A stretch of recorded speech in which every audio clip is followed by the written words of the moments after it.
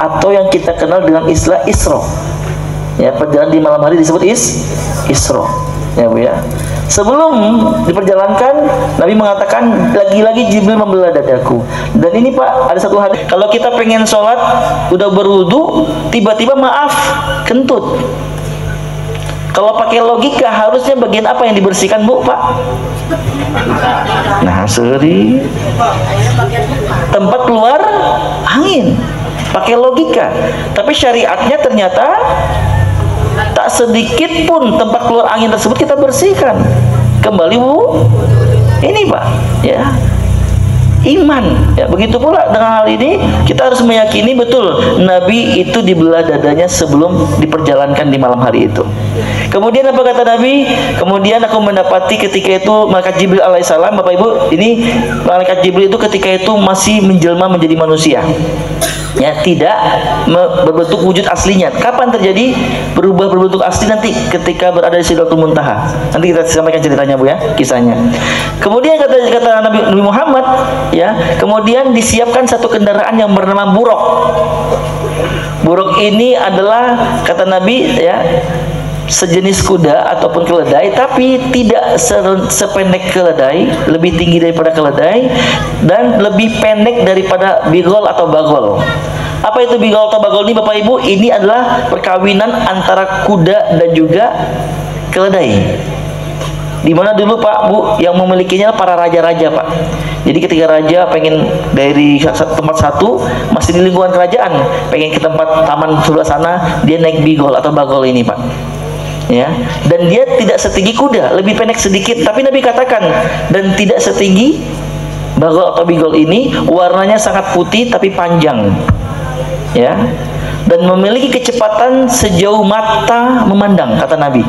Kecepatannya Pak, ya, jangan tanya berapa kilometer per jam Ustaz, jangan ditanya, tapi kecepatannya luar biasa sejauh mata memandang. Di mana Nabi melihat, tiba-tiba sudah ada di sana aja. Untung bukan di kota Bandung kejadiannya Pak. Betul? Di kota Bandung mah kadia Bubina Pak Jajang.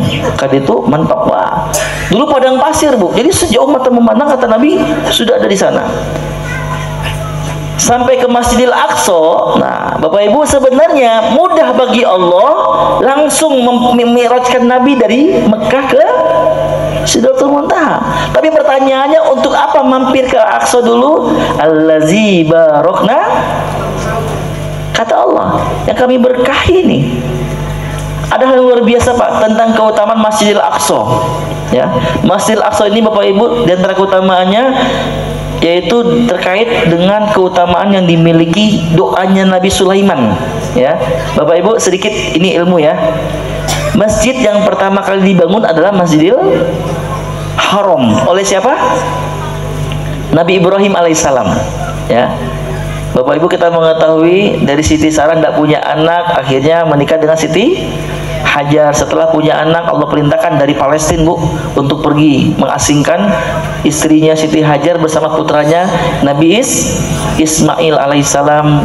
Ya, di kota ketika itu belum ada bangunan apapun Bu ya. Jadi padang pasir, lembah gitu Bapak Ibu, itu disebut dengan Bakkah dulunya.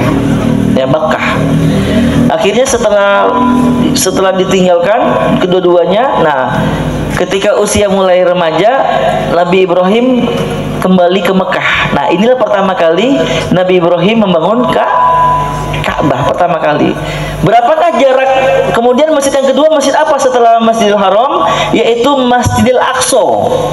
Masjidil Aqsa merupakan masjid kedua yang dibangun oleh Nabi Ibrahim, yaitu dengan jarak 40 tahun lamanya Pak. Setelah membangun Masjidil Haram, Ka'bahnya, kemudian pulang ke Palestina, ya, Siti Sarah, kemudian di sana membangun Masjidil Aqsa. Ya, masjid yang kedua dibangun adalah Masjidil Aqsa, bukan Al-Ikhlas. Al-Ikhlas Maduka saja. Ini baru renovasi saja, bagus misalnya, insya Allah berkah, amin ya. Baik Bapak Ibu dirahmati Allah, apa yang terjadi Pak Bu? Setelah itu ternyata Nabi Sulaiman alaihissalam dulu pernah berdoa kepada Allah. 3 doanya Allah ijabah. Apa itu? Yang pertama, Nabi Sulaiman minta, ya Allah ya Rob, berikan kepadaku satu kemuliaan. Ya, apa itu? Ketika aku menetapkan satu hukum, maka itu jadi syariat. untuk umatnya, untuk kaumnya. Dan artian itu adalah ketetapan dari Allah, Pak. Jadi ini Allah kabulkan yang pertama. Yang kedua, Nabi Sulaiman minta, ya Allah ya Rabb, tolong berikan kepadaku kemuliaan, kelebihan tentang kekuasaan yang tak pernah dimiliki oleh orang-orang sebelumku dan orang-orang setelahku yang akan datang. Ini Pak. Dan ini pun Allah ijabah. Akhirnya Bu, Pak, apa kelebihan Nabi Sulaiman? Bisa berbicara dengan hewan. Ya, pasukannya tidak hanya di kalangan manusia, jin. Ya Bapak Ibu, itu semua di pasukan Nabi Sulaiman alaihissalam. Kemudian terkait Masjidil Aqsa, doa yang ketiga Nabi Sulaiman apa itu Bapak Ibu? Nabi Sulaiman minta, ya Allah ya Rabb, tolong ya berikanlah fadilah keutamaan kepada orang yang sholat di Masjidil Aqsa walaupun 2 rakaat, itu keutamanya seperti bayi yang baru lahir. Jadi Bapak Ibu, sangat dianjurkan kita berkunjung ke Mekah, ada Masjidil Haram, ke Madinah ada Masjid Nabawi, ke Palestina ada Masjidil Aqsa. Dimana kalau sholat di Masjidil Aqsa, walaupun tahiyatul masjid atau sholat subuh 2 rakaat, maka keutamanya doa Nabi Sulaiman kita dapatkan, yaitu kita seperti bayi yang baru lahir. Dosa mau Bu? Mau Pak? Nah, sekedik ngomong mau nak. Cik punten Bapak Ibu, yang nggak punya dosa boleh angkat tangan. Yang sedikit dosanya ada? Yang sedang-sedang saja. Saya nggak nanya yang dosa karena kelihatan wajah-wajah penuh dosa. Ya, kita, saya pun juga termasuk. Bapak Ibu dirahmati Allah, makanya kalau kita berharap ya Rob, jadikan kami seperti bayi yang baru lahir tanpa dosa sedikit pun, Bu, Pak, kelapangan rezeki, maka kunjungilah Masjidil Aqsa yang ada di Palestina. Baik, ini sepintas Bu ya tentang keutamaan Masjidil Aqsa. Baik Bapak Ibu dirahmati Allah, selama perjalanan ini Bapak Ibu sampai ke Palestina, kata Nabi, sampai di Palestina tiba-tiba aku mengimami 1240-an para nabi. Ya, karena di malam hari ulama menyepakati Nabi mengimami sholat malam, sholat tahajud. Tapi ada yang mengatakan juga itu adalah sholat tahiyatul masjid. Tapi yang paling kuat adalah sholat malam. Karena kalau tahiyatul masjid sendiri Pak ya, ini berjamaah. Cuma 2 rakaat kata Nabi. Selepas itu aku keluar dari masjid, kemudian aku mendapati Jibril memegang 2 seperti tempat minum gitu Bapak Ibu. Yang kanannya adalah susu, yang kiri adalah khomer. Aku pilih khomer. Ya, ini kebaikan, ini keburukan. Apa kata Jibril? Kau telah memilih fitrah. Karena manusia itu condongnya Pak Bu, fitrahnya itu dorongannya kepada kebaikan sebenarnya. Ya. Selepas itulah akhirnya Nabi Muhammad dimi'rajkan. Mi'raj itu artinya naik ke atas.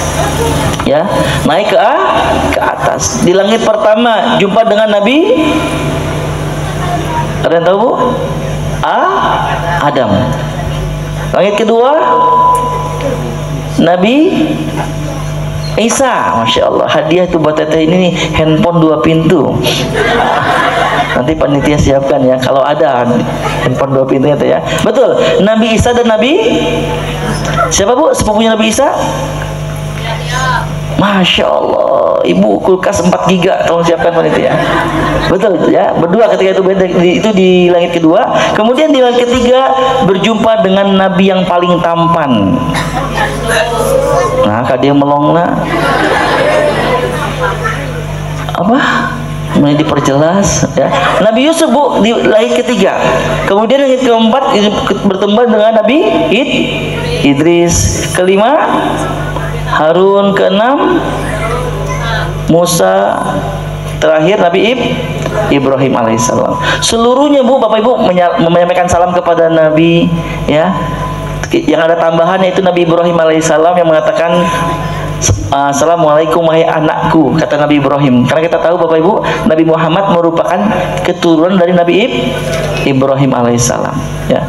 Kemudian di Sidratul Muntaha, inilah Bapak Ibu, malaikat Jibril tidak menemani Pak. Berhenti Jibril ketika itu naik dari lantai 7. Malaikat Jibril menampakkan bentuk sesungguhnya. Kata Nabi Bapak Ibu, besarnya luar biasa, memiliki ratusan sayap. Satu sayapnya Ibu menutupi bumi Pak. Jadi malaikat Jibril menampakkan wujudnya kepada Nabi Muhammad berbentuk asli Pak cuma 2 kali.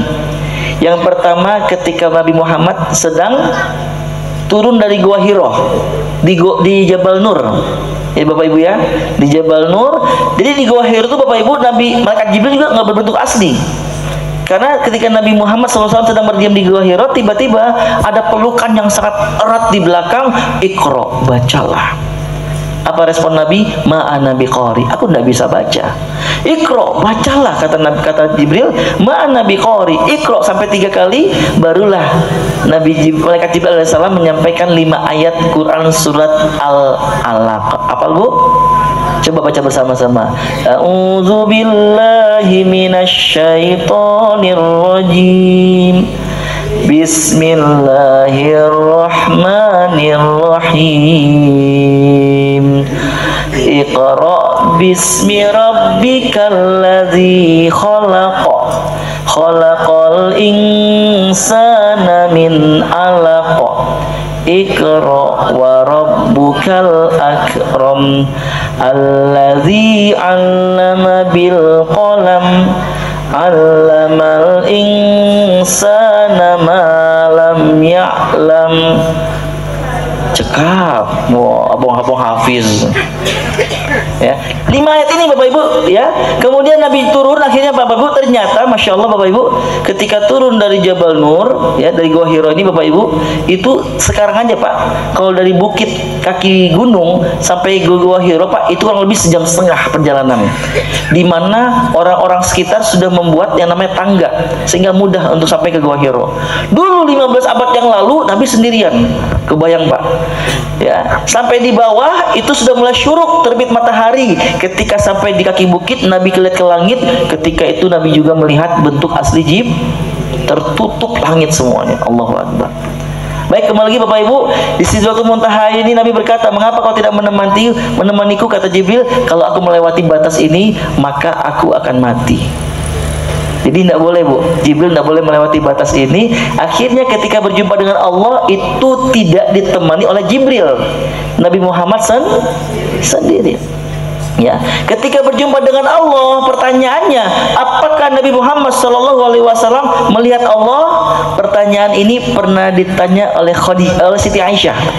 Ya, Siti Aisyah Bapak Ibu bertanya, ketika kau Mi'raj berjumpa dengan Allah, apakah kau melihat Allah? Apa kata Nabi? Allah itu cahaya di atas cahaya, bagaimana aku bisa melihatnya?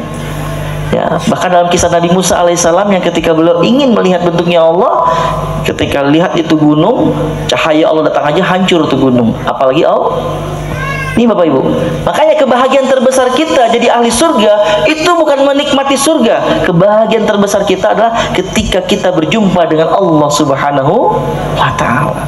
Ini kenikmatan yang luar biasa, melebihi besarnya jumpa kita dengan pasangan kita, melebihi kebahagiaan ketika berjumpa dengan anak cucu kita, yaitu kebahagiaan di akhirat berjumpa dengan Allah Subhanahu wa Ta'ala.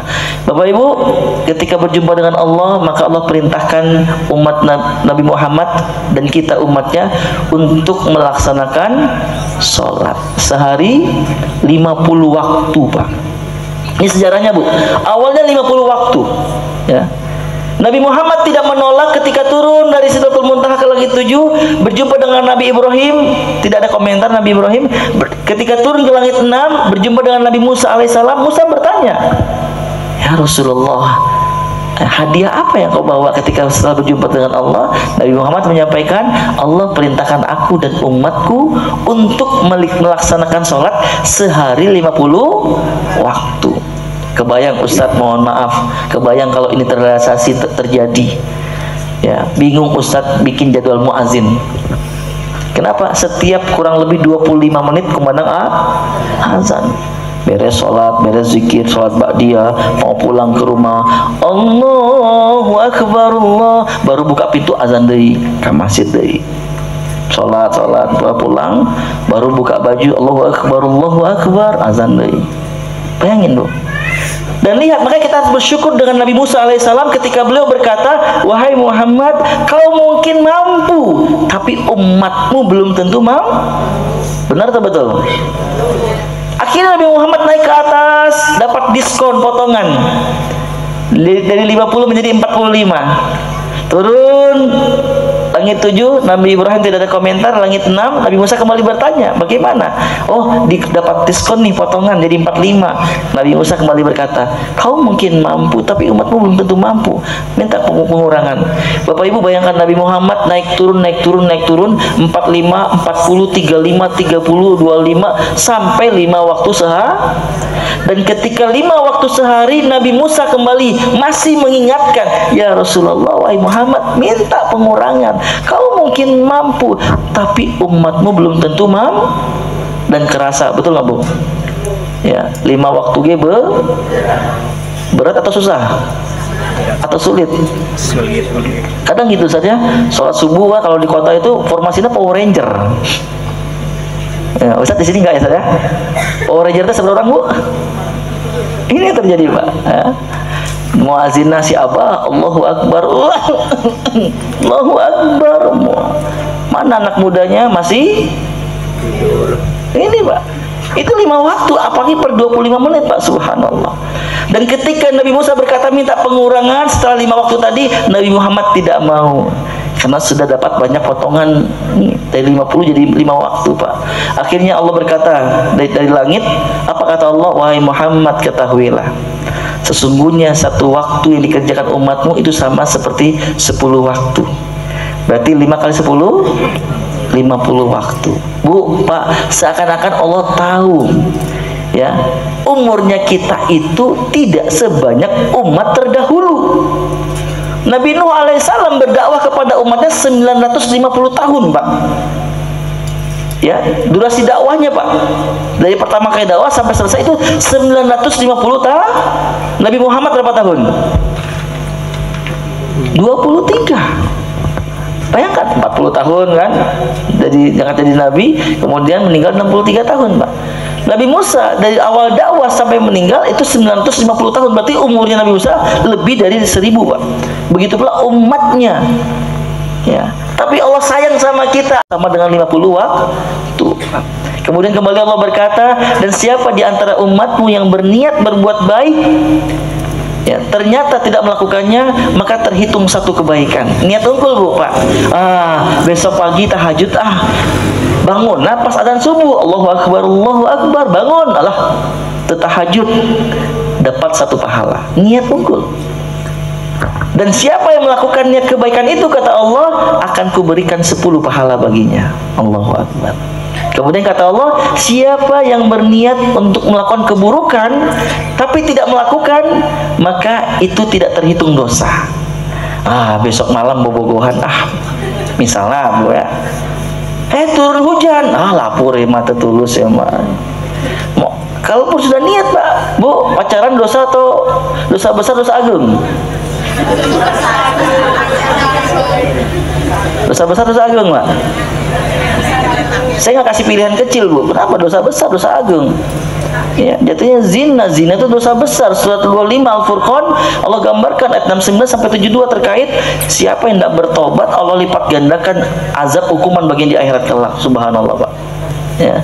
Nggak jadi dia pacaran, maka tidak terhitung dosa. Tapi ketika melakukan keburukan tersebut, maka terhitung dosa Bu Pak. Ya. Baik Bapak Ibu dirahmati Allah, setelah itu apa yang terjadi Pak?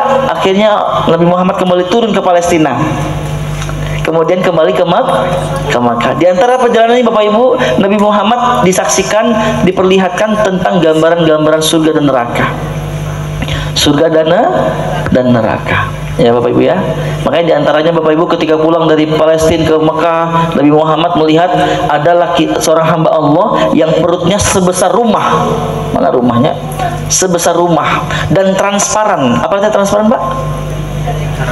Kelihatan isi perutnya itu ular semua. Ular semua Bu Pak. Nabi Muhammad bertanya, apa ya dosa apa yang telah dia lakukan? Oh, itu dia adalah hamba Allah yang memakan harta riba. Mobil nanti riba, motor nanti riba, rumah nanti riba, paskan ijab kabul kayak riba. Saya terima nikahnya nganjuk ke mana, kasih Abah eta nyicil. Subhanallah. Bayangkan Bapak Ibu, ini kata Nabi Muhammad. Jadi terbayang Pak, gambaran neraka dan surga Allah tampakkan. Intinya gambaran masa depan. Sampailah Nabi Bapak Ibu ke dekat Ka'bah, dan Nabi Muhammad sampai di Ka'bah itu Bapak Ibu itu mendekati fajar Pak, mendekati syuruk. Nabi Muhammad sedang ngelamun, ya. Wajahnya tuh Pak yang kayak yang apa ya? Percaya tidak percaya gitu Pak. Boleh yakin perjalanan kan, tapi kagumnya luar biasa. Karena di Sidratul Muntaha Bapak Ibu melihat apa keindahan perhiasan berlian tuh Pak sebesar kuping gajah. Wah, luar biasa takjub Nabi. Ketika sedang melamun, tiba-tiba datanglah Fir'aunnya akhir zaman. Siapa itu? Siapa Bu? Abu Janda. Itu usum Abu Janda mah Pak. Abu Jahal. Melihat Nabi, wahai Muhammad, mengapa, ada apa dengan dirimu?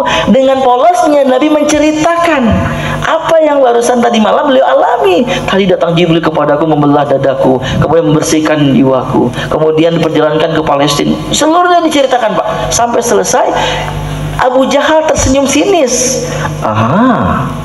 Ini kehancuran Muhammad, ini agamanya nih. Karena tidak normal Pak. Karena dari Mekah ke Palestina 1500 kilo, dulu naik kendaraan paling cepat, kuda paling cepat itu satu bulan Pak. Sekali jalan. Kalau pulang pergi 2 bulan. Kalau santai 2-3 bulan. Bayangkan Bapak Ibu, apa yang terjadi Pak? Kata Abu Jahal, "Hai Muhammad, maukah kau menceritakan apa yang kau alami tadi malam itu kepada penduduk Mekah?" Apa kata Nabi Muhammad? Oh, kenapa tidak? Akhirnya Bapak Ibu, Nabi Muhammad diajak ke Bukit Abi Kubais. Ya, Bukit Abi Kubais ini Bapak Ibu itu ada dekat Bukit Sofa Pak. Insya Allah mudah-mudahan kita semua Allah undang ke Baitullah, amin. Ya Bu ya. Biar ketika mau sa'i Bapak Ibu di Bukit Sofa itu ada sedikit tanjakan sedikit sebelah belakangnya, itu adalah disebutkan Bukit Abi Kubais. Di mana itu bukit Bapak Ibu, itu khusus bukit untuk menyampaikan pengumuman penting. Tidak boleh yang menyampaikan kecuali orang pilihan. Ya, Abu Jahal memegang Nabi Muhammad, ayo ke atas, berteriak, "Hai penduduk Mekah, berkumpullah, berkumpullah." Kumpul semuanya Pak.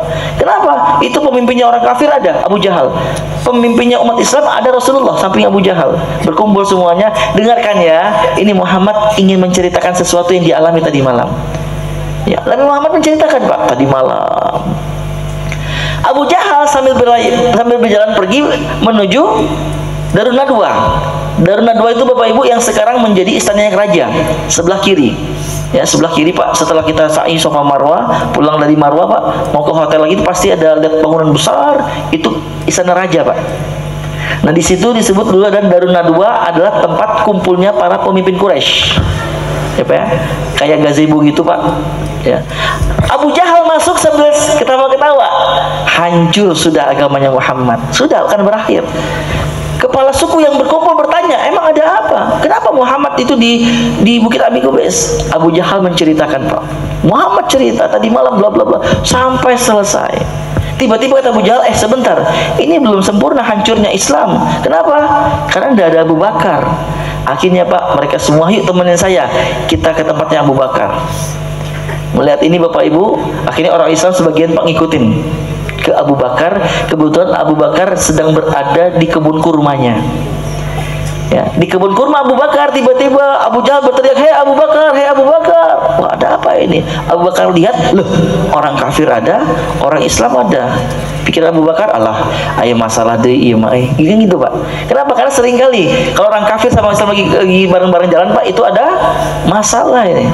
Ya, akhirnya disampaikan Abu Jahal, bagaimana pendapatmu nih? Muhammad dia menceritakan tadi malam, diceritain lagi Bu sama Abu Jahal kepada Abu Bakar. Ya, Bu, Pak, ini logis nggak apa yang Nabi alami Isra Mi'raj ini? Nggak logis, betul nggak? Nggak masuk akal Pak. Yang tadi saya sampaikan, untuk naik kuda cepat aja paling cepat itu 1 bulan Pak. Beliau menceritakan 1 malam pulang pergi, belum lagi ke langit jumpa dengan para nabi, semua diceritakan. Allahu Akbar. Dan Abu Jahal pun meminta pendapatnya Abu Bakar. Hei Abu Bakar, setelah menceritakan semuanya Pak, bagaimana pendapatmu? Apa harapan Abu Jahal?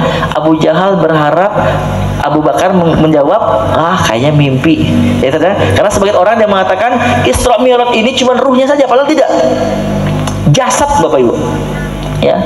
Dan lihat Bapak Ibu dirahmati Allah, apa yang terjadi Pak? Di antara mengapa Abu Bakar dipanggil As-Siddiq, ketika beliau ditanya seperti itu, di antara dua penyebabnya beliau mengatakan, "Hei Abu Bakar, Abu Jahal, ketahuilah, aku membenarkan apa yang Muhammad sampaikan." Kaget Pak. Hei, ini Mekah ke Palestina jauh loh. Apa kata Abu Bakar? Seandainya di hadapanku ada tembok warna putih, dinding warna putih, jelas itu putih. Tiba-tiba Muhammad datang dan berkata, hei Abu Bakar, itu tembok warnanya hitam. Apa kata Abu Bakar? Akan ku benarkan ucapan Muhammad dan ku salahkan pandangan mataku untuk terhadap warna tembok ini. Bayangin Pak, padahal jelas putih, tapi kalau Nabi Muhammad mau mengatakan Abu Bakar itu hitam. Bayangin Pak, akan ku benarkan ucapan Muhammad dan ku salahkan pandangan mataku. Allahu Akbar Pak. Bapak Ibu ingat iman Abu Bakar itu luar biasa Pak. Luar biasa. Siapakah orang yang paling Nabi cintai? Abu Bakar. Bapak Ibu, kita tahu Abu Bakar ini adalah mertuanya Nabi. Ibu Bapak, biasanya mertua sama menantu beda berapa tahun? Berapa tahun Pak? 10, 15, 20. Tapi kira-kira Abu Bakar sama Nabi beda berapa tahun? 2 tahun. Ternyata Abu Bakar ini bahasa sekarang tuh bestie. Tahu bestie Bu? Nasri. Oh iya, itu bahasa zaman milenial ya. Kalau bahasa kolotnya Pak, bahasa itu soulmate, CS ya Pak. Teman karib Bapak Ibu. Bayangkan Bapak Ibu, imannya Abu Bakar Bapak Ibu. Ini minum untuk diminum Pak atau pajangan? Pajangan sawarnya. Boleh Bu ya, sebentar.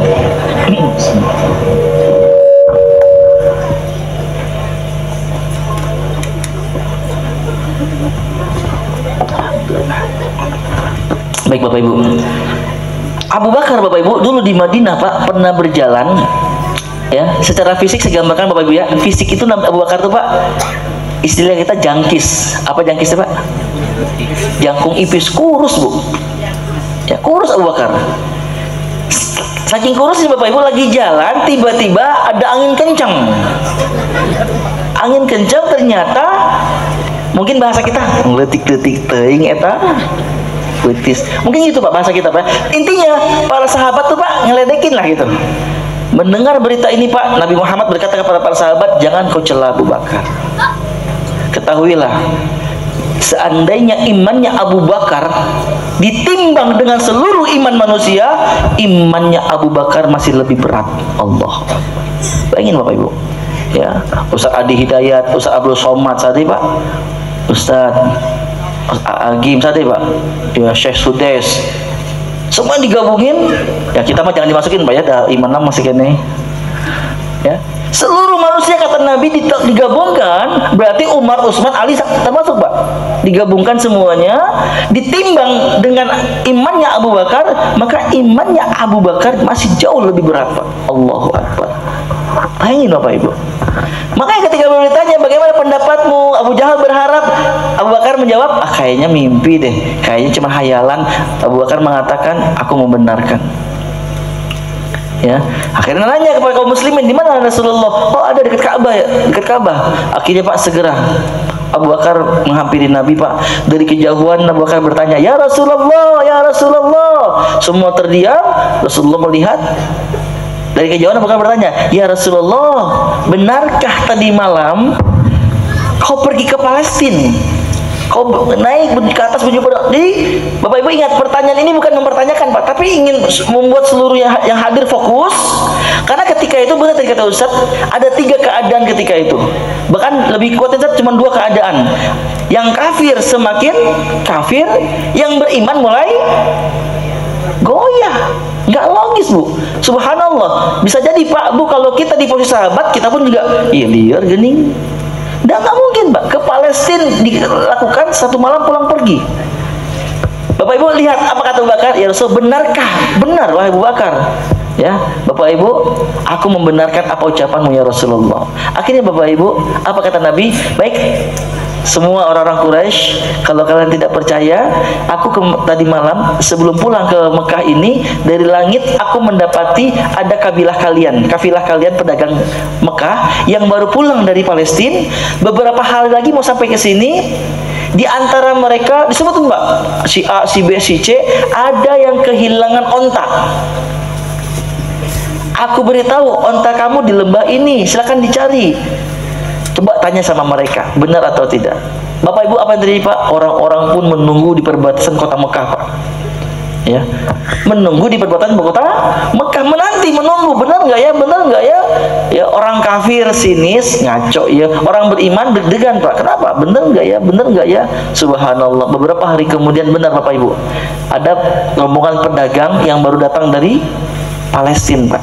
Datang, kaget mereka, elek disambut, ayah naon ya, tumben-tumbenan disambut. Karena seperti biasanya Pak. Akhirnya ditanya, ya, benarkah di antara kalian beberapa waktu yang lalu ada yang kehilangan onta? Loh, kok kamu tahu? Ya, terus di mana menemukannya? Kami mendengar suara dari langit, ontamu ada di lembah ini. Saya ikutin, benar ada. Pak, Bu, ketika itulah iman para sahabat kembali menguat. Kejadian ini juga Bapak Ibu membuat orang-orang kafir mulai tertarik dengan kebenaran Rasulullah Shallallahu Alaihi Wasallam.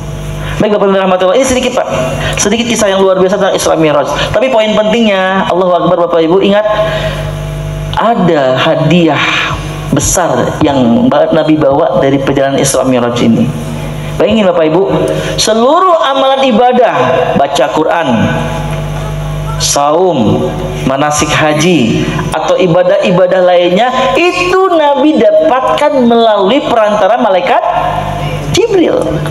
Cuman satu Pak, Bu, cuman satu amalan yang langsung Allah sampaikan kepada Nabi. Dan ini menggambarkan betapa pentingnya perkara ini, yaitu sholat. Bu, Pak, ini kalau dalam satu perusahaan Bapak Ibu ya, Pak, bagian apa yang menginformasikan? HRD. Tapi kalau perkara yang sangat-sangat penting, siapa yang menyampaikan? Langsung direktur Pak.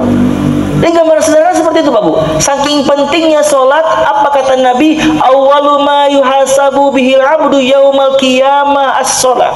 Yang pertama kali dihisab di akhirat nanti adalah sholat. Kalau sholatnya baik, kata Nabi, salasairu amalihi, maka seluruh amalannya terhitung baik. In fasadat, tapi kalau sholatnya rusak, buruk, maka buruklah seluruh amalannya. Pertanyaan Bu, Pak, kumaha nu teu sholat? Jawaban cuma satu, komo. Apalagi Pak? Karena Nabi mengatakan pertama kali dihisab di akhirat nanti pada seorang hamba adalah sholatnya. Kalau sholatnya baik, seluruh amalan terhitung baik. Kalau sholat yang buruk, seluruh amalan terhitung buruk. Coba kita bahas lebih dalam lagi Bapak Ibu ya. Berarti Nabi menceritakan Bapak Ibu, sholat itu secara kualitas dibagi dua Pak Bu. Ada sholat yang baik, ada sholat yang buruk. Kira-kira mau bahas baik atau buruk dulu nih? Baik. Baik atau buruk? Buruk? Baik, buruk. Oke, yang buruk boleh angkat tangan. Ustaz, yang buruk, yang memilih kita bahas sholat yang buruk, maksudnya gitu. Mana bisa pernah yang ngomong buruk tuh ngacung. Yang baik tuh ngacung oke. Nah, duka lah ya. Suara dari mana kita nggak tahu ya. Baik Bapak Ibu, kita bahas yang buruk dulu Pak ya. Seperti apa gambaran sholat yang buruk? Sampai-sampai Allah wanti-wanti dalam Quran surat Al-Maun, fawailul lil musallin. Maka kecelakaanlah, celakalah bagi orang yang mendirikan sholat. Dalam ayat lain Allah mengatakan Bapak Ibu, apa yang menjadi penyebab kalian masuk ke dalam neraka sakor? Karena dulu kami juga meninggalkan sholat. Bu, Pak, bingung kita. Ninggalin sholat neraka sakor, sholat celaka. Pilih mana Bu? Pilih mana Pak? Bingung. Sholat neraka, sholat neraka, sholat celaka. Alhamdulillah Allah sayang sama kita, dikasih tahu sama kita seperti apa sholat yang celaka itu. Alladzinahum an sholatihim sahun, yaitu orang-orang yang lalai dalam sholatnya. Bu, Pak, pernah enggak dalam sholat kita menemukan sesuatu yang hilang? Mah, kunci motor mana? Kunci motor tuh tuh Pak, letakkan heula eta. Oh nuhun, Allahu Akbar. Bismillahirrahmanirrahim. Ya Allah, kunci motor belah mana kunci motor? Allahu Akbar, subhana rabbil azim. terakhir di belah mana eta kunci motor? Sami Allahu liman hamidah. Sujud ya Allah terakhir teh. Nya. Pernah ngalamin, Bu? Pernah atau sering? Sering atau selalu? Ya. Bahkan ada seorang desainer, dia ngedesain dalam sholat, Pak. Bingung ngadesain, ini ceis, nitip yang pangjieunkeun acuk. Mohon maaf, ada nama Bu Is? Saya ganti ya, mohon maaf, bisa tersinggung. Caroline lah, ayeuna Caroline. Ibu Is Caroline, sanes ya. Baik Bu ya, Ibu Caroline misalnya lah. Nitip, Bu, nitip ya, tolong buatin dong baju yang bagus ya, ini bahannya. Oh siap Bu. Desain tuh nggak nemu-nemu yang bagus dalam sholat. Allahu Akbar, ya Allah, Ibu Caroline macam baju ciang atau kerah kumahanya. Allahu Akbar, ruku kancingna nu ageng nu alitnya. Sami Allah liman hamidah, pondok panjangna leungeunna. Main Bu, beres sholat, assalamualaikum warahmatullahi, assalamualaikum, desainna beres. Ini Bapak Ibu yang Nabi, yang Allah maksudkan orang yang celaka dalam sholatnya apa? Alladzina hum an sholatihim sahun. Mereka orang yang lalai dalam sholatnya. Padahal surat 29 Al-Ankabut ayat 45 Allah berfirman di pertengahan ayatnya, inna sholata tanha anil fahsya'i wal munkar wala zikrullahi akbar. Dan mengingat Allah dalam sholat besar keutamaannya, Bu Pak. Bayangkan Bapak Ibu, dalam sholat kita tidak ingat Allah. Inilah gambaran sholat yang celaka. Akhirnya apa yang terjadi? Sholatnya tidak merubah kepribadiannya. Matakna Bu, Pak, aya nu istilahna STMJ. Punten panitia sanes kode STMJ sanes. Bukan susu telur madu jahe. Apa Bu STMJ teh? Sholat terus, maksiat jalan. Padahal tadi Allah katakan Pak, sholat itu mencegah diri dari perbuatan keji dan perbuatan mungkar. Akhirnya ada orang yang rajin ke masjid, subuh ke masjid, bersih masjid, mang sayur ngaliwat, mang. Datang Bu Ida, ada nama Bu Ida. Aya deui ya. Ibu sahanya. Ibu A lah Bu ya. Ngobrol Bu A, apal tuh Bu? Ibu tuh nu bade tuh Bu kieu. Ngomongkeun batur, padahal subuh baru ke masjid. Ini Bu, apa penyebabnya? Salatnya tidak baik. Akhirnya tutur kata tidak baik, akhirnya perilaku tidak baik. Subhanallah. Ini Bapak Ibu, orang yang lalai dalam sholatnya. Ustadz, dah hese khusyuk teh. Nanti kita bahas di bab sholat yang baik Bu. Kita fokus dulu di sholat yang buruk. Dan di antara sholat yang buruk, yang tadi yang pertama orang yang lalai dalam sholatnya. Yang kedua Bu, hati-hati, sholatnya orang munafik. Surat keempat An-Nisa ayat 145 Allah Ta'ala berfirman, innal munafiqina fid darkil asfali minan nar. Sesungguhnya orang munafik di akhirat nanti berada di dasar api neraka. Bu, Pak, kalau kita masak air, ciri air sudah panas apa Bu? Mendidih. Ketika air mendidih, ibu-ibu berani nggak memegang yang paling atasnya? Kenapa tidak? Nu tengahna kunaon leuwih panghandapna paling panas. Gambar sederhana Pak. Orang munafik di akhirat nanti di dasar api neraka kata Allah. Apa di antara ciri orang munafik? Surat keempat 142-nya terkait salat. Innal munafiqina yukhadi'una Allah wa huwa khadi'uhum wa idza qamu ila sholati qamu kusala. Dan jika mereka mendirikan sholat, sholatnya malas. Apa sholat malas Bu? Ya, keur nonton sinetron, nu keur usum mana Bu? Nu keur usum sinetron mana? Buka TV, astagfirullah. Suami ya lagi nonton sinetron, tiba-tiba Allahu Akbar, langsung wudu tuh. Irah wuduna angkosan iklan jebrek wudu heula. Beres wudu apakah langsung sholat?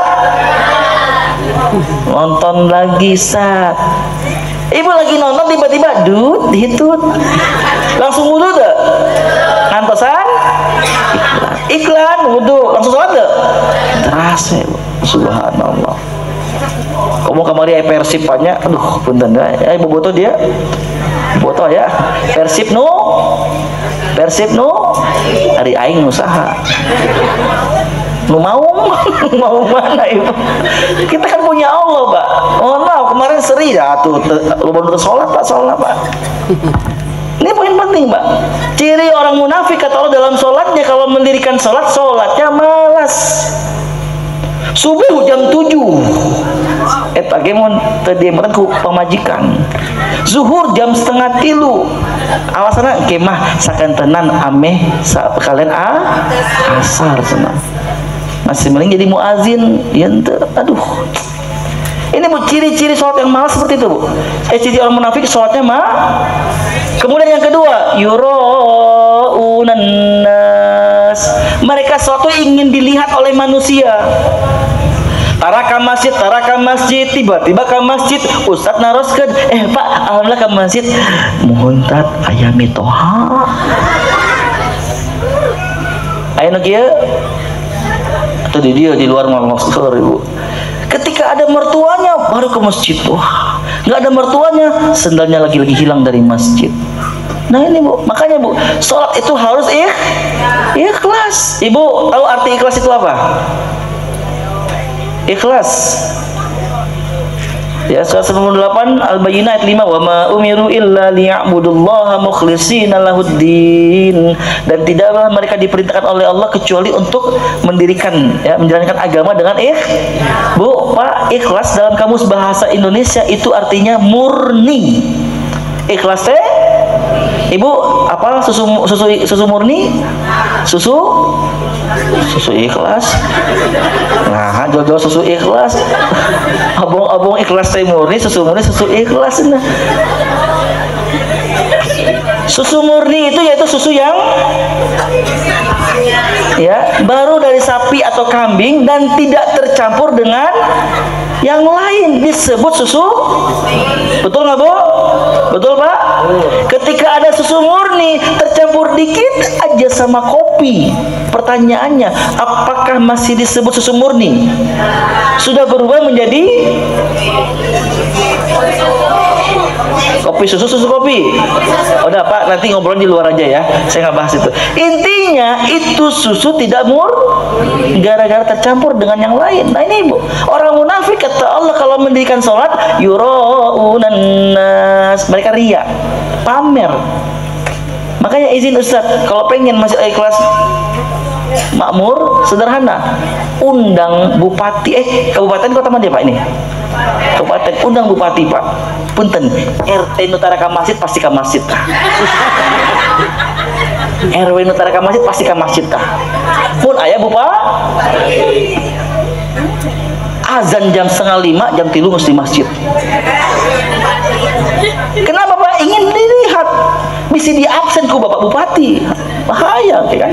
Nah ini bapak mohon maaf, yang seperti ini pak lebar. Dampak amalan bagi mereka itu lafur. Tahu lafur? Lapur hilang pak. Kenapa? Tidak ikhlas. Ibu bapak, ini poin penting pak, hati-hati ya. Allah tidak bisa kita bohongi pak. Contoh hal sederhana ibu bapak, sedekah yang paling mudah apa pak? Bu? Senyum. Pertanyaannya, apakah setiap senyuman bernilai sedekah? Belum tentu, betul pak? Di luar sana ada laki-laki pak, ketika melihat wanita cantik, assalamualaikum. Pas perempuannya biasa-biasa, mikum. Mikum dona. Pengen pak, Allah hati-hati pak. Allah tahu, bahkan tahu bu? Pak, tahu berdehem itu bisa bernilai pahala, bisa bernilai dosa. Contoh, ibu bapak lagi naik angkot, tiba-tiba nu dihareupeun anu kikian pak. Nuju naon ya? Mau? Sami-sami pak. Kedua kunaon? Berpahala tuh. Bayangin pak, Allah tuh nggak bisa kita bohongi. Sedekah yang paling mudah adalah senyum, tapi tidak semua senyuman benar sedekah. Makanya orang munafik kata Allah kalau sholat ingin dilihat. Subhanallah Pak. Ini Pak, hati-hati Pak. Akhirnya kita bisa mengetahui sebenarnya, ya Allah ya Rabb, subuh tak pernah aku tinggalkan, zuhur tak pernah aku tinggalkan, sampai isya tak pernah aku tinggalkan, tapi kok akhlakku masih buruk ya Allah, kok tutur kataku masih buruk ya Allah. Tadi kata Nabi Pak, kalau sholatnya buruk, seluruh amalan pasti buruk. Subhanallah. Ini yang kedua. Sholat yang buruk selanjutnya Bapak Ibu, siapa dia? Masih munafik. Ciri yang munafik, yang tadi pertama malas, yang kedua pamer, yang ketiga wala yazkurunallaha illa qalila, dan tidaklah mereka menyebut Allah, mengingat Allah kecuali sedikit. Sholatnya dengan di lisan nukul Pak. Allahu Akbar, pikiran kamana. Zikir itu tidak membuat mereka bertambah keimanannya. Padahal surat Al-Anfal 8 ayat ketiga Allah berfirman, ya, surat kedua Allah berfirman, innamal mu'minuna alladzina iza zukirallahu wajilat qulubuhum. Sesungguhnya orang-orang beriman itu, kata Allah, jika disebut nama Allah gemetar hatinya. Getaran getaran kebahagiaan. Ibu mendengar berita suami naik jabatan, senang atau bahagia? Ibu bapak, anak pulang dari sekolah, dari kampus, kasih tahu, maaf Pak, alhamdulillah aku dipanggil kepala sekolah, dipanggil rektor, aku dapat beasiswa. Senang atau bahagia? Senang dan bahagia. Tiba-tiba di waktu yang bersamaan kumandang azan, Allahu Akbar, Allahu Akbar. Senang tak? Benar. Nah, hanggus azan deunya. Bu, saya yakin kita senang dengar azan, eta teh azan maghrib di bulan suci. Benar atau betul? Azan jam genap, setengah genap nge-standby. Ya Allah, tuntun hamba ya Allah, mana heula ieu aya kolak sok buah bala-bala ge hujeleng. Ketika mendengar kumandang azan, Allahu Akbar, Allahu Akbar, sok buah sagelas. Allahu Akbar, Allah, la ilaha illallah, kolak. Asyhadu an la ilaha illallah. Langsung nasi padang. Kadang setiap ganti kumandang azan ganti menu Pak. Akhirnya apa yang terjadi? La ilaha illallah. Batul Allahumma rabb hazi da'wati tamah, orang mah efeknya, pengaruhnya ketika tarawih, benar nggak Bu? Wa iza tuliyat alaihim ayatu zadatsum imana. Sebaliknya orang munafik mun salatnya cuma sebatas di lisan unggul. Bayangin Pak, subhanallah. Ini Pak, waspadai Pak. Oh, kumaha salat orang selama ini Bu? Gimana salat kita selama ini? Ya. Baik, selanjutnya kata Nabi Bapak Ibu, ini hati-hati, poin penting Bapak Ibu, salat yang buruk. Nabi pernah mengatakan, innar rajula la yusalli sittina sana la tuqbala salatahu. Di akhirat nanti Allah hadirkan seorang hamba di mana dulu di dunia sudah melaksanakan salat selama 60 tahun lamanya, tapi la tuqbala salatahu, tak satu pun salatnya diterima. Oh subhanallah. Subuh laksanakan, zuhur laksanakan, tak pernah ditinggal, tapi Nabi katakan Bapak Ibu, di hadapan Allah Nabi katakan ternyata tak satu pun salatnya diterima. Apa penyebabnya? Kata Nabi, la'alla yutimmu ruku'a wala sujuda. Penyebabnya rukuna benar, ari sujudna tak benar. Atau sebaliknya, yutimmu sujuda wala ruku'a, sujudnya benar, ruku'nya tidak benar. Ibu, Pak, ini menggambarkan ternyata untuk sholat itu butuh ilmu. Benar atau betul? Beragama itu butuh ilmu, Pak. Nggak bisa ibu lagi bahagia, Ustaz, saya pebisnis, alhamdulillah hari ini omset saya 100 juta, lagi senang bahagia, Ustaz, nanti maghribnya 4 rakaat. Bisa Bu? Nggak boleh. Ilmunya maghrib itu 3. Ustaz, alhamdulillah, haul sudah masuk, nisab sudah masuk. Saya pengen bayar zakat Ustaz. Ini saya punya uang 1 miliar. Saya pengen zakat 10%. Diterima nggak Ustaz? Bu, zakat 10% diterima nggak? Zakat mal? Tidak, karena ada ilmunya. Kalau pakai logika, atau benar 1 miliar, 10%-nya 100 juta ditambi. Tapi kalau dia paham fikih zakat, tidak boleh Pak. Tidak. Kalau dia paham ilmu zakat, dia akan menyampaikan, Ibu Bapak maaf, kami tak bisa terima 10% Bu. Kalau Bapak Ibu mau, kami terima zakat 2,5%, sedangkan 7,5% ini kita alokasikan untuk sedekah ya. Bu, boleh nggak ngasih hadiah kepada orang kaya? Boleh nggak Pak ngasih hadiah kepada orang kaya? Boleh. Boleh bersedekah kepada orang kaya? Boleh nggak zakat sama orang kaya? Tidak boleh. Surat 9 At-Wati-wati. Penyebabnya apa? 60 tahun tidak diterima, rukunya benar, sujudnya enggak. Atau sebaliknya, sujudnya benar, rukunya yang tidak benar. Bu, Pak, hati-hati. Dan terakhir, sholat yang buruk seperti apa kata Nabi? Yaitu Nabi pernah mengatakan Bapak Ibu, seburuk-buruknya pencuri adalah orang yang mencuri dalam sholatnya. Sahabat bertanya, ya Rasulullah, bagaimana mungkin seorang sedang sholat dia mencuri? Yaitu mereka yang tidak tumakninah, tergesa-gesa Pak, seperti ayam yang mematok makanan. Nih, di Indonesia kan Mbak, Bu, 2022 kemarin top skor taraweh 23 rakaat 7 menit. 2023 pecah rekor 23 rakaat genap menit. Allahu Akbar. Siap Bu, di daerah Jawa Bu, ditanya ustadznya, Ustadz kok seperti ini sholatnya? Oh, ini budaya kita katanya. Padahal rukun sholat tumak nih ini Bapak Ibu sering qul huwallahu ahad, lompatan dilarang Bu, jangan.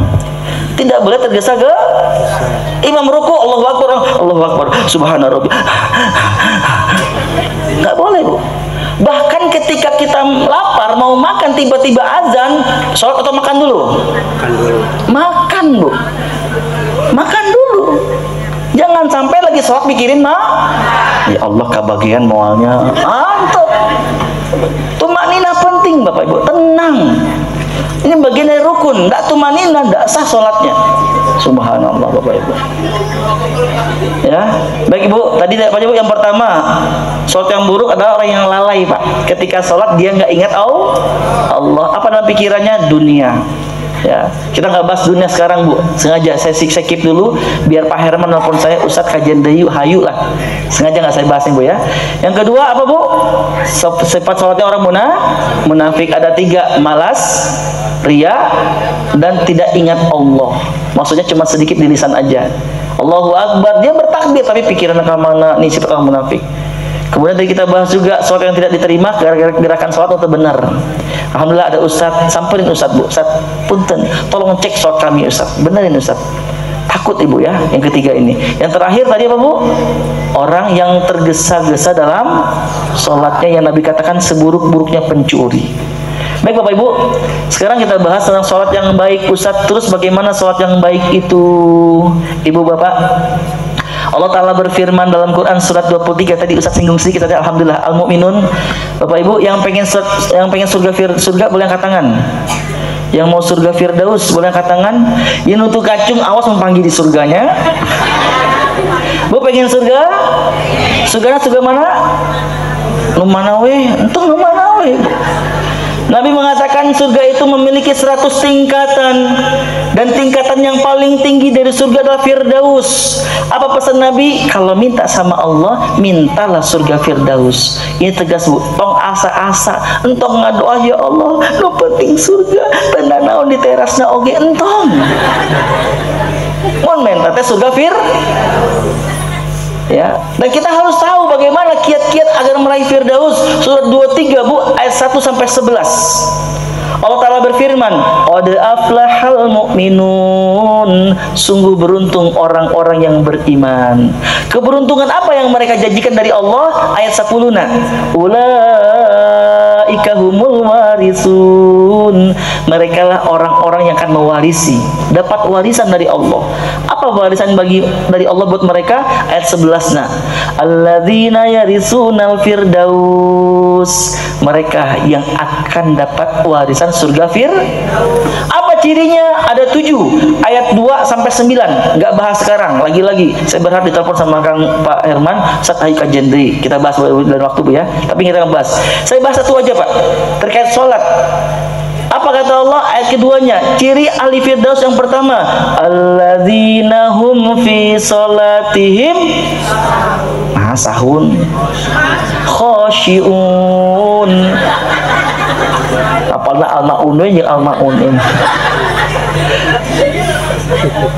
Sungguh beruntung orang yang beriman, kata Allah. Apa cirinya? Ciri yang pertama yaitu orang-orang yang ketika sholatnya khusyuk. Pertanyaannya, Ibu, khusyuk itu apa ciri khusyuk? Apakah nangis? Apakah nangis ciri khusyuk? Allahu Akbar pas sujud, ya Allah, majikan abdi ya Allah, curi. Wah, khusyuk nggak itu? Ya Allah, hutang abdi ya Allah, khusyuk nggak itu? Enggak Bu. Atau yang lama dalam sholatnya, sujud nalillah pisan batur assalamualaikum masih kena sujud. Khusyuk. Ibu mau khusyuk dalam sholat Bu, maka kembali ke Quran. Al-Quran Allah mengatakan surat 2 Al-Baqarah ayat 45-46. Apa kata Allah? Wasta'inu bis-sabri was-salam. Dan mohonlah pertolongan kepada Allah dengan sabar dan salat. Wa innaha lakabiratun illa 'alal khashi'in. Sungguh kata Allah, salat itu sangatlah sulit atau berat kecuali bagi yang khusyuk. Apa ciri yang khusyuk kata Allah ayat 46-nya? Alladzina yazunnuna annahum mulaqu rabbihim wa annahum ilaihi raji'un. Yaitu orang-orang yang ketika mereka meyakini, yakin mereka Pak akan berjumpa dengan Allah dan mereka pasti akan berjumpa dengan Allah. Makanya Bu, ingin khusyuk, bayangkan itu sholat terakhir kita. Dan khusyuk ini tidak cukup ketika sholat aja Pak. Dalam seluruh amalan, jadikan itu sholat terakhir kita, ibadah terakhir kita. Nikmat Bu Pak. Ibu, Bapak yang tadi pengen surga, cik punten, mohon maaf, bisa berhanyumbang nak ke Pak Ustaz. Ya. Ibu punten lagi ke kota, kebelet pengen pipis, ke pom bensin, ayo ngajagaan di mejana, sebelah diasupkeun 2000 sarwa jeung surganya kacida pisan. Kadang hati kita masih condong terhadap dunia daripada akhirat. Benar tuh betul? Benar tuh betul Pak?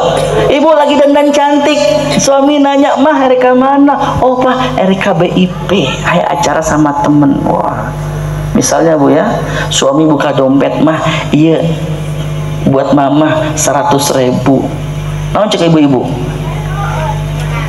Bu, KBIP loh Bu, dibekal 100.000. Naon cek ibu? Ibu lagi dandan cantik, suami nanya, mah reka mana? Ke masjid Pak, aya pengawasan. Suami buka dompet, mah nitip ke infak 100.000. Naon cek ibu?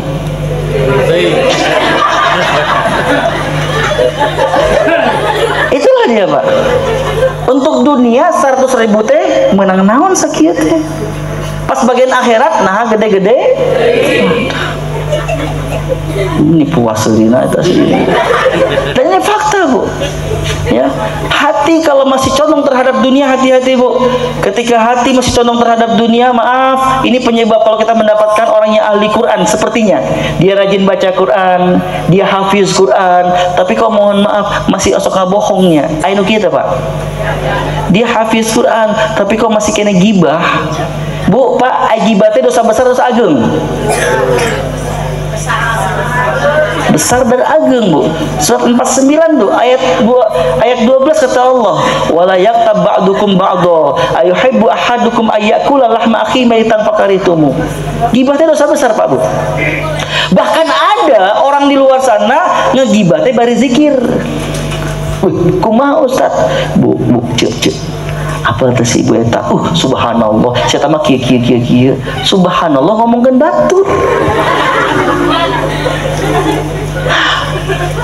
ibu lagi masak, anak mecahin piring, astagfirullah, ih kasebeuleun kamu teh nya, cenah istighfar ngarikan budak.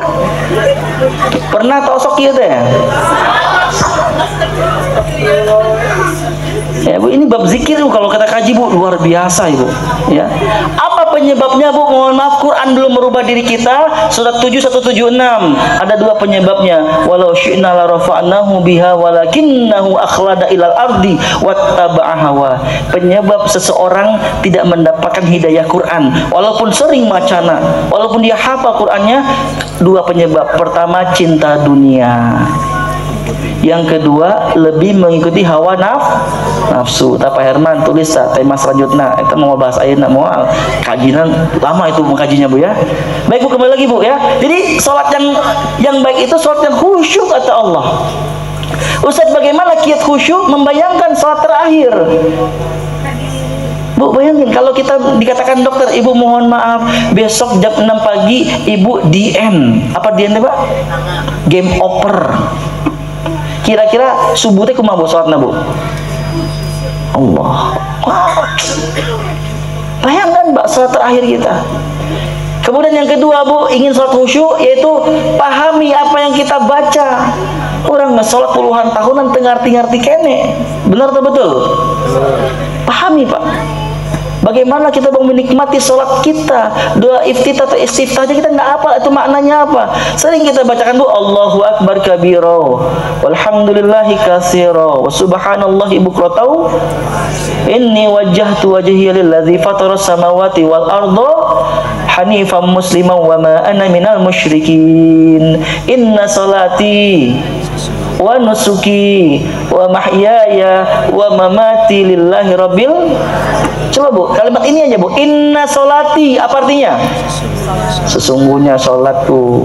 Wa nusuki, ibadahku. Wa mahyaya, hidupku. Wa mamati, lillahi rabbil alamin, untuk Allah. Pertanyaannya Bu, di mana solat untuk Allah mun subuh jam genep? Di mana nusuki ya ibadahku, kurbanku karena Allah? Pas kurban pang alitna. Di mana ibadah kita karena Allah? Ai sedekah 2000. Di mana Allahnya Pak Bu? Sebenarnya paling penting Pak. Baik kalau kita paham Pak, kita hayati, oh nangis kita, malu kita menghadap Allah. Atau yang lainnya yang doa iftitahnya Allahumma ba'id baini wa baina khotoya, ya Allah jauhkan ya Allah antara aku dan dosaku ya Allah. Bayangkan Bu, kalau kita paham kan orang tengar jadi siga dukun teh bla bla bla bla bla. Bu, pahami Bu, hayati ya. Yang ketiga tadi Bapak Ibu, bayangkan ini sholat terakhir kita. Maaf, yang ketiga itu gerakan sholat diperbaiki. Ya, jangan sampai sholat kita sia-sia. Jangan sampai Bu, mohon maaf, hilangkan Pak pemahaman no penting sholat entong. Jangan. Tapi bagaimana kita harus mengejar setiap sholat kudu nikmat. Kudu nikmat. Ya. Baik Bu Pak, jadi ini hadiah besar dari Allah Subhanahu wa taala buat kita semua Bapak Ibu. Salat ya. Kalau ingin memiliki suami yang baik, istri yang baik, anak yang baik, keluarga yang baik, maka kalau kita bertanya Ustadz dari mana untuk memperbaiki semua keburukan-keburukan ini, awali dari salat. Samperin Pak Ustadz pun dan Pak Ustadznya wayahna Pak Ustadz. Samperin Ustadz Bu. Ustadz tolong bimbing kami Ustadz. Perbaiki salat Ibu. Ya, jangan sampai sholat maksiat ya, jangan ya. Ustadz masih proses, oke lah kita rukhsah keringanan, tapi tumbuhkan tekad Bapak Ibu. Ya, jangan sampai sholat kita tidak merubah kepribadian kita. Siap? Siap? Baik Bapak Ibu rahmati Allah, saya mohon maaf sebelumnya ini karena saya subuh ada kajian di kota Bandung Bu, di Bandung. Jadi mungkin sedikit yang kita bahas pada hari ini. Tadi ada pesan dari ini, ada sawer ya. Ada sahabat dari siapa? Panitia? Oh Pak Herman langsung ngebada nyawer Bu. Silakan Pak. Ya. Karena ini dalam rangka Isra Miraj itu menang 2000. Kudu koin. Silakan Pak.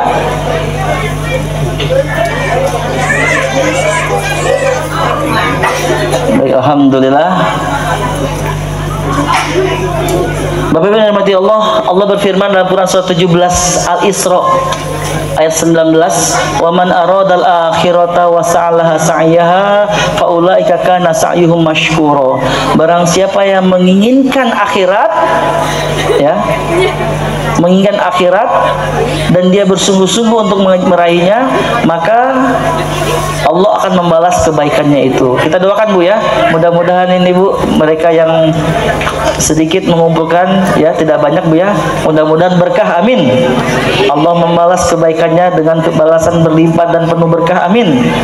Ya, seandainya punya hutang, segera Allah lunasi hutangnya, amin. Dan rezekinya Allah tambah, amin. Dan istrinya Allah tambah kesolehahannya, amin.